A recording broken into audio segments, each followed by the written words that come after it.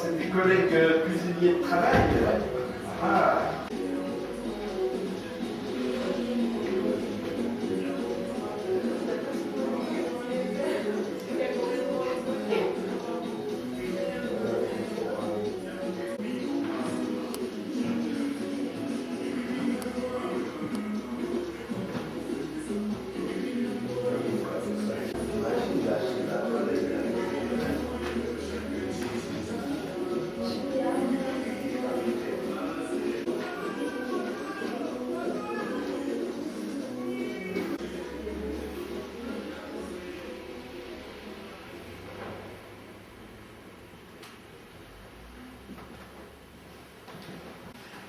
Et voici Indiana Jones,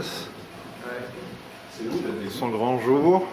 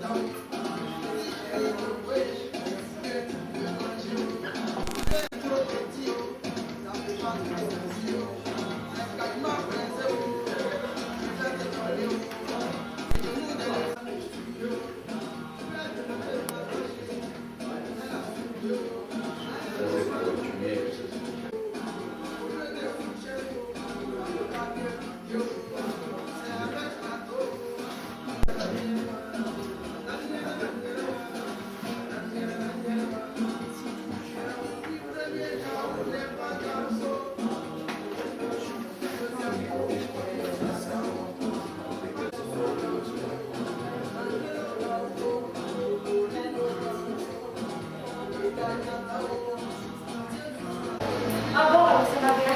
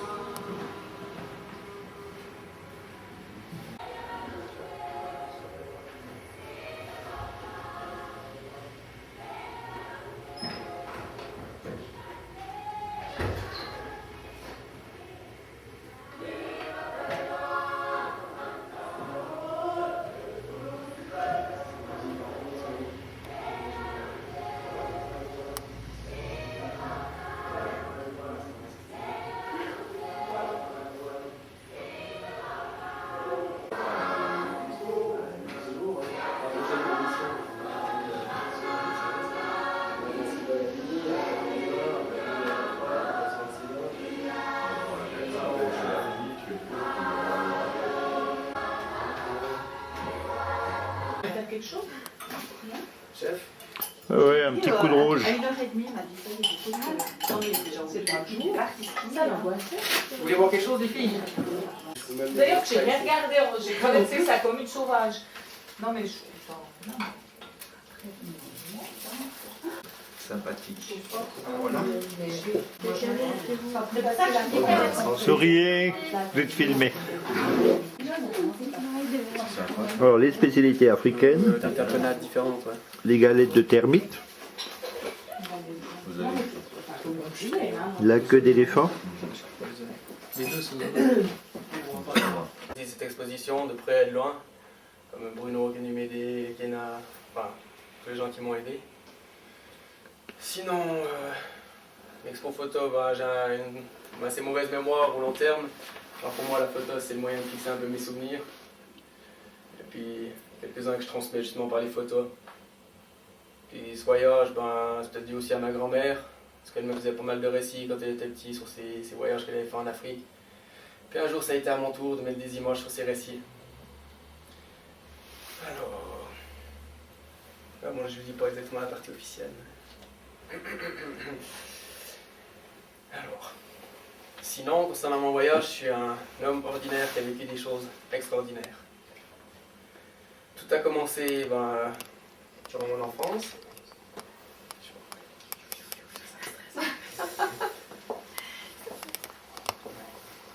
Lors de mon départ en Afrique, j'avais pas vraiment de but, si ce n'est de rejoindre Dar es Salaam en Tanzanie, à Addis Abeba en Éthiopie, avec comme seule adresse le père Ladislaus à Maoua, un petit village sur le flanc du Kilimandjaro. Un petit village inconnu de mes cartes, mais mes parents m'ont guidé vers lui. Comme d'ailleurs tout au long de mon voyage, mes parents ont été guidés vers les bonnes personnes au bon moment, comme justement Joséphine, Nuntia et Ladislaus. Si j'ai choisi de les aider par cette exposition, c'est parce qu'ils m'ont particulièrement touché dans leur bonté et que je sais que je peux leur faire confiance pour qu'ils utilisent ces dons à bon escient. J'ai vécu plus d'un mois chez le père Ladislaus et j'ai pu voir la force et puis la détermination qu'ils mettaient dans ces différents projets, que ce soit la construction de ponts, de canaux d'irrigation. Il leur a appris l'agriculture, l'écologie. Puis malgré ses 8 ans de 3 ans, tous les jours ils se lèvent pour se battre pour ça. Sinon il y a aussi Joséphine que j'ai rencontrée bien plus tard, en fin mai, au nord du Kenya. C'était un beau matin, j'étais en train de déjeuner devant ma tante dans l'enceinte d'une mission. J'ai vu cette vieille bonne sœur là qui était en train d'étordre des clous. Alors je me suis levé, puis j'ai été là, je voulais faire avec ces clous tordus.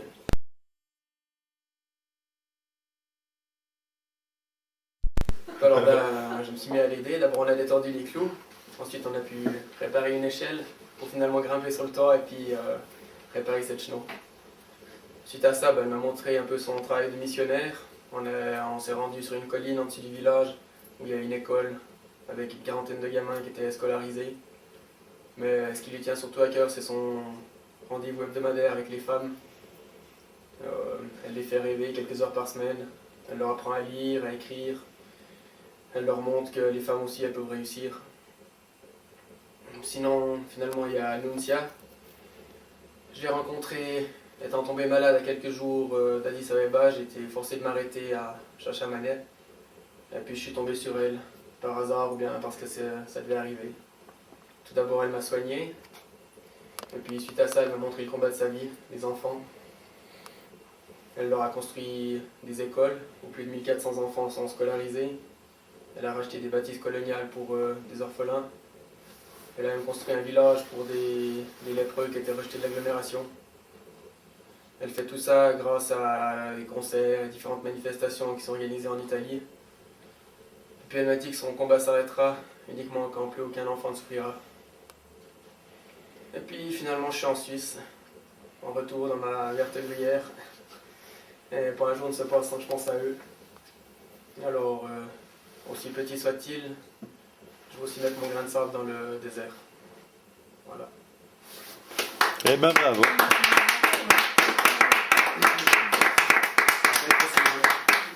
Mais si, c'était très bien. On va faire 2-3 verres de blanc, après plateau de fromage, c'est bon.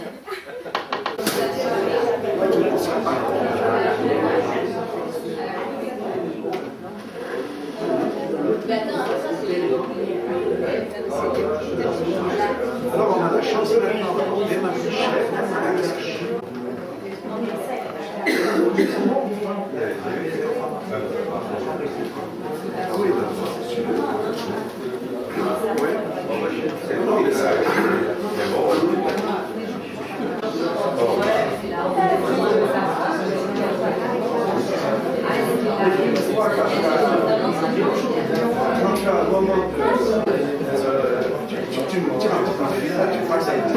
Tu passes à Crésus, il faut que je chope ma relation avec des plateformes. On a fait 4 jours de finale. part de ces femmes qui le pressent. Le Kinshasa, il y a de plus en plus de professeurs autour de ça. Alors, de temps en temps, on parle de un quart d'heure. Ça les fait un sacré bien. Ah oui, pas que.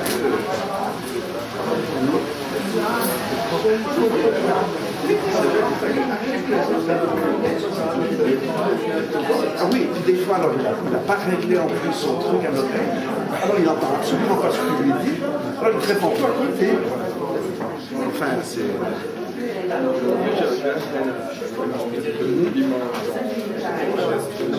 Voilà.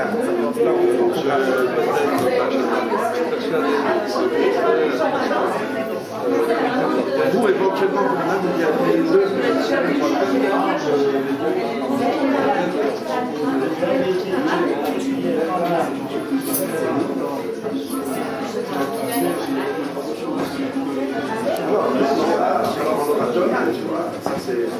C'est ça qui nous a déterminé.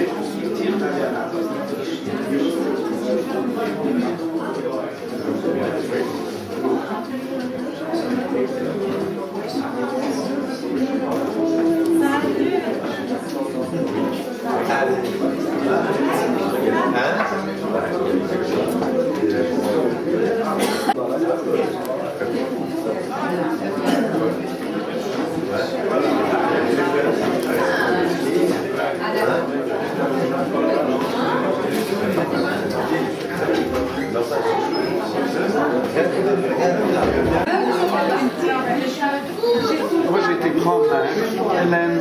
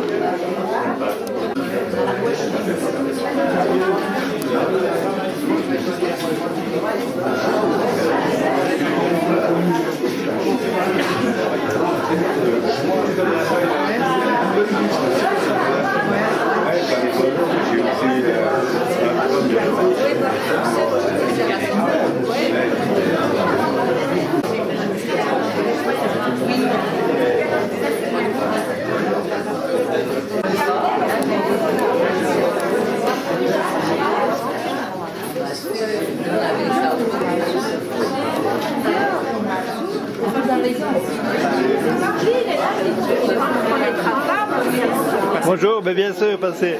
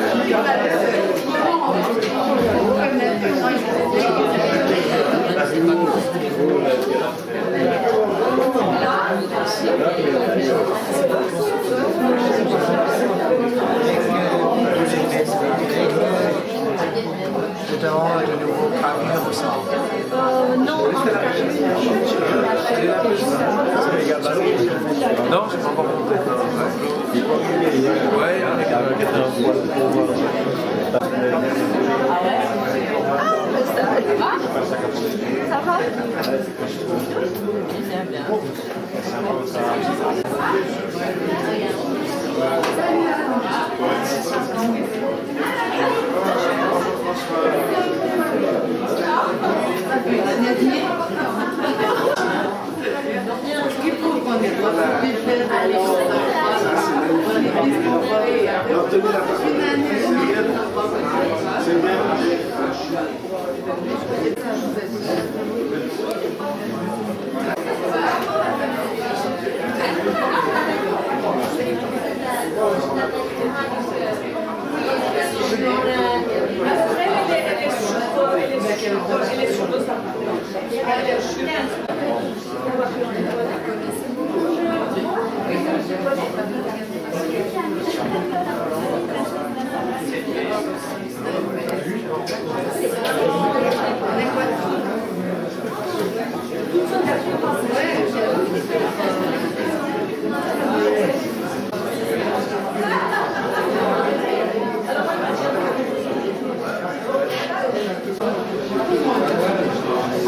Alors oui, on est pas mal de neige, quoi.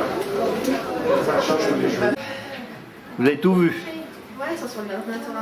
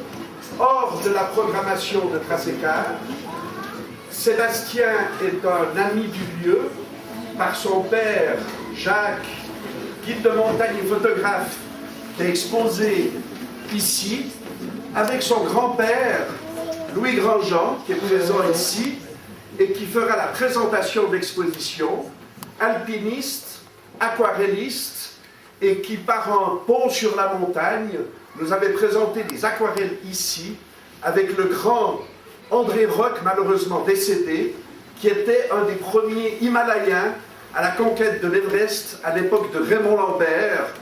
Moi, je devais avoir à cette époque-là 9 ou 10 ans. Alors vous voyez que le temps se remonte et fait qu'une chaîne se crée entre des amis, des alliances, des connaissances, et c'est un peu, si vous voulez, le but et le projet de Tracécar, c'est de nourrir un peu ces chemins par des rencontres. Je suis très heureux de saluer M.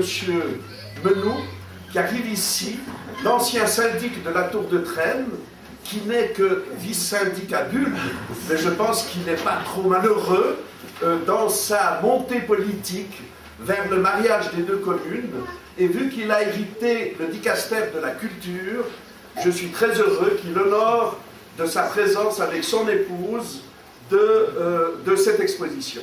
Alors très très vite, Sébastien, je vais vous laisser prendre en main le vernissage, vu que moi je suis aussi en visite ici, donc je suis aussi un visiteur de Sébastien, et par là je donne la parole peut-être d'abord à Louis, et ensuite à Sébastien, qui après ma foi vous aurez droit au verre traditionnel. Merci. Bonjour mesdames, bonjour messieurs. Je vous remercie infiniment d'être venus à l'exposition de mon petit-fils Sébastien. Heureux de voir autant de monde. On ne s'y attendait pas, parce que Sébastien est un jeune homme qui aura 24 ans à la fin de cette année, de 6 mois, et qui n'a pas l'habitude de faire des expositions. Pour lui, c'est un premier exercice, peut-être qu'il y en aura d'autres. Mais il est un jeune homme qui est cuisinier. Il est cuisinier dans un hôtel assez réputé à Fribourg. Et puis, c'est un garçon qui est serviable, honnête et tout, et qui a décidé, il y a une année environ, d'aller faire un voyage en Afrique. Il avait entendu parler de l'Afrique par sa grand-mère. Alors il est parti. Et c'est là qu'il a fait sa première expérience. J'ai mis par écrit un peu ce que j'ai à vous dire, parce que je risquerais de trop bafouiller. Le 5 mars 2005, Sébastien arrive à Dar es Salaam, en Tanzanie. C'est son premier contact avec l'Afrique. Pour un jeune homme qui a quitté sa gruyère, verdoyante, la famille, les amis, c'est un grand changement. Sébastien n'est pas un explorateur de connaissance du monde.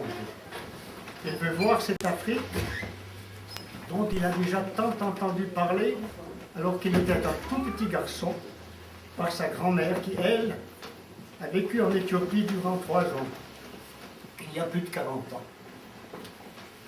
C'était tout le temps du Négus, l'empereur Haïlé Sélassié. Aujourd'hui, Sébastien met les pieds sur une autre Afrique. Une Afrique qui a été touchée par une espèce de modernisme qui n'a pas apporté que de bonnes choses. Il y rencontre tout d'abord Marco, un jeune homme sympathique qui l'emmène visiter la ville de Dar es Salaam. Puis il y a Joseph, qui lui propose une visite à la plage. C'est déjà un guet-apens. Au moyen de son attel, Joseph se met en contact avec d'autres personnes, dont un soi-disant policier. On essaye de lui soutirer de l'argent. On le menace de prison s'il ne verse pas une caution. Joseph est un fumeur de marijuana. Finalement, Sébastien s'en sort assez bien, mais c'est une mise en garde. Il est averti qu'il y a partout des gens malhonnêtes et peu scrupuleux. Par de nouveaux amis, il est entré dans des familles où la vie est tellement différente de nos habitudes que dans son journal, il dit ceci. Ce voyage va changer ma vie, la vision que j'en ai. Aujourd'hui, je crois que Sébastien cherche une nouvelle voie. Son chemin passe par ses expériences africaines, mais aussi par ses expériences de vie ici en Europe. En Afrique, ses rencontres avec Ladislas, le missionnaire de Mahoua, ses rencontres aussi avec des indigènes, souvent serviables et hospitaliers, vont modifier sa vision de la vie. Il voit la misère, mais il voit aussi la bonté de ceux qui consacrent leur vie pour améliorer les conditions de vie et l'instruction dans cette partie de l'Afrique. De Mahoua, où il résidera quelques semaines, il voit le Kilimandjaro, si grand, si haut, son sang bouillonne dans ses veines, il n'est pas fils de guide pour rien. Son chemin passera aussi par ce sommet majestueux. Il y aura bien des difficultés. Tout d'abord, 5 à 6 jours de marche, puis les effets de l'altitude, qui peuvent produire bien des maux, puis la fatigue. Sébastien est prêt à affronter ces difficultés. Il part accompagné de guides et porteurs. Et le 20 mars, il est au sommet, à 5895 mètres. C'est le bonheur. Quelques jours plus tard, il est de retour à Mahoua Seminari, parce que là, c'est un séminaire où des jeunes Africains étudient. Il y restera encore quelque temps, se rendant utile sur différents chantiers du père Ladislaus, et aussi en cuisine, c'est son métier. Il fait connaissance avec les membres de la communauté, les missionnaires, les frères, les étudiants, les travailleurs. Dans sa tête, il projette la suite de son voyage vers Nairobi, au Kenya, puis Addis Abeba en Éthiopie. Ses bagages sont très lourds. Il est impossible de les porter à dos d'homme. Sébastien est robuste, mais 40 kilos sous le soleil africain, c'est trop. Alors il se met à la recherche d'un âne. Puis il revient avec un chien et un âne. On se fait du souci pour sa sécurité. Eusébius lui donne 1000 conseils, puis il lui remet une vieille bure de capucin. Ainsi, déguisé en capucin, l'âme bâté, il est prêt au départ. Il part de nuit afin d'éviter quelques traquenards. Pour les premiers kilomètres, il sera accompagné de Thomas. Sa route sera parfois difficile, son âme pas toujours docile. Il fera des rencontres inquiétantes. Il connaîtra la peur, la chaleur étouffante, la soif, les frontières compliquées. Il devra trouver des endroits où dresser sa tente. Il vivra de nouvelles aventures durant les semaines à venir, pour arriver enfin à Nairobi, puis plus tard à Addis Abeba. Durant ce périple de 3 mois, en Tanzanie, au Kenya et en Éthiopie, Sébastien a marché, travaillé dans des missions, puis il a photographié. C'est ce que vous pouvez découvrir dans cette exposition. Et vers la fin du mois de mai, il était de retour en Suisse. Je passe la parole à Sébastien, qui va vous raconter un peu mieux comment ce qu'il a fait.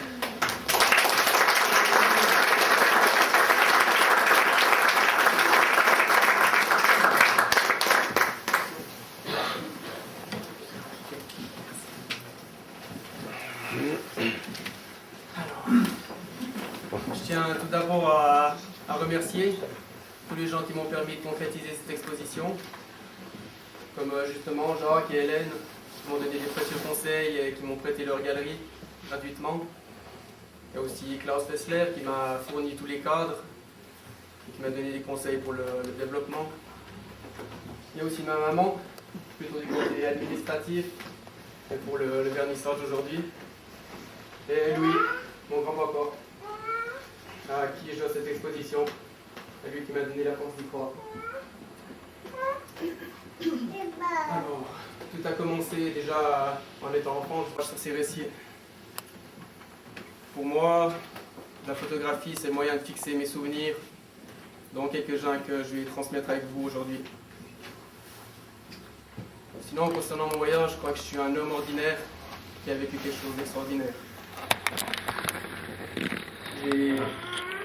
Comme il disait, justement, j'ai vécu un mois chez le père Ladislaus, dans un petit village à Maoua. C'était un petit village inconnu de mes cartes, mais mes parents m'ont guidé vers lui.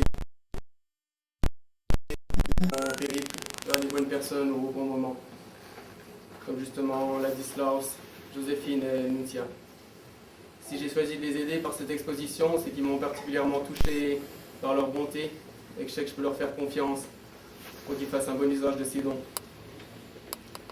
Quand j'ai vécu chez le père Ladislaus, j'ai vu avec quelle ferveur et quelle force ils se battaient quotidiennement pour construire des ponts, des canaux d'irrigation. Ils leur ont appris l'agriculture, l'écologie. Tout ça, il le fait au nom de l'Église. Et sinon, plus tard, vers fin mai, durant mon voyage, j'ai rencontré Joséphine. C'était un beau matin. J'étais en train de déjeuner devant ma tante. Et puis j'ai vu une bonne sœur, un peu âgée, qui s'affairait à détordre des clous. Alors j'ai été vers elle pour lui donner un coup de main. Elle m'a dit qu'elle voulait réparer une chenot avec ses clous. Alors j'étais un peu curieux de voir ça. Alors, tout d'abord, on a commencé à détordre les clous, pour ensuite réparer une échelle. Et finalement, on a pu monter sur le toit et réparer la chenot. Suite à ça, elle m'a montré son travail de missionnaire. On a marché un moment, elle m'a amené en haut d'une colline, en dessous du village. Et là, elle va montrer une école où une quarantaine d'enfants étaient scolarisés. Mais ce qui lui tient surtout à cœur, c'est son rendez-vous hebdomadaire avec les femmes.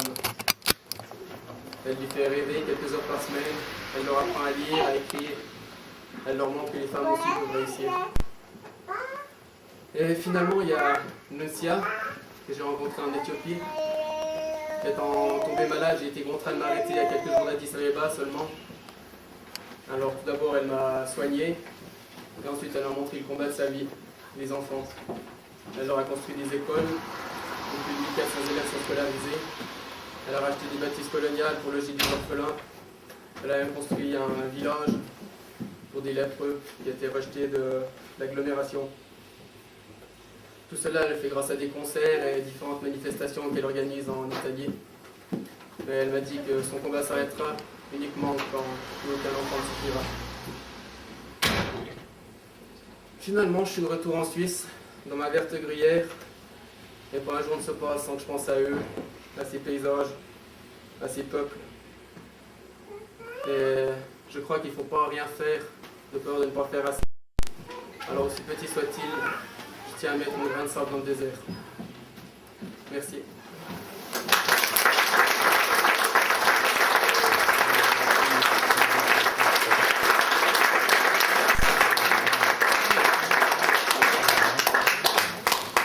Voilà, maintenant, il y a un verre qui sera servi et puis l'apéro.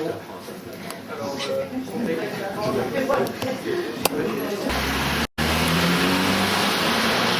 En tous les cas, il y a du monde. Hein.